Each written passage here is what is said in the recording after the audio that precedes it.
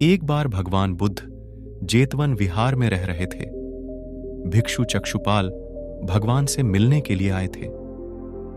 उनके आगमन के साथ उनकी दिनचर्या, व्यवहार और गुणों की चर्चा भी हुई। भिक्षु चक्षुपाल अंधे थे।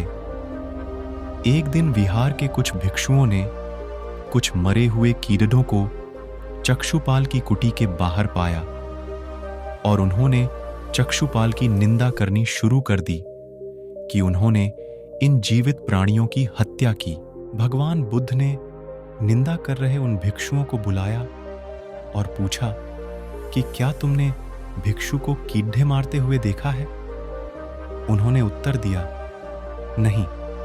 इस पर भगवान बुद्ध ने उन साधकों से कहा कि जैसे तुमने उन्हें कीड़ों को मारते हुए नहीं देखा, वैसे ही चक्षुपाल ने भी उन्हें मरते हुए नहीं देखा और उन्होंने कीड़ों को जानबूझकर नहीं मारा है, इसलिए उनकी भर्त्सना करना उचित नहीं है। भिक्षुओं ने इसके बाद पूछा कि चक्षुपाल अंधे क्यों हैं? उन्होंने इस जन्म में अथवा पिछले जन्म में क्या पाप किए?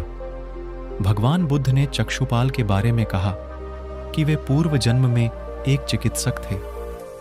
एक अंधी स्त्री ने उनसे वादा किया था कि यदि वे उसकी आंखें ठीक कर देंगे तो वह और उसका परिवार उनके दास बन जाएंगे। स्त्री की आंखें ठीक हो गईं, पर उसने दासी बनने के भय से यह मानने से इनकार कर दिया। चिकित्सक को तो पता था कि उस स्त्री की आंखें ठीक हो गई हैं। वह झूठ बोल रही है। उसे सबक सिखाने के लिए या बदला लेने के लिए चक्षुपाल ने दूसरी दवा दी। उस दवा से महिला फिर अंधी हो गई।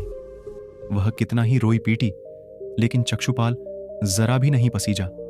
इस पाप के फलस्वरूप अगले जन्म में चिकित्सक को अंधा बनना पड़ा। Thanks for watching. Subscribe for more video.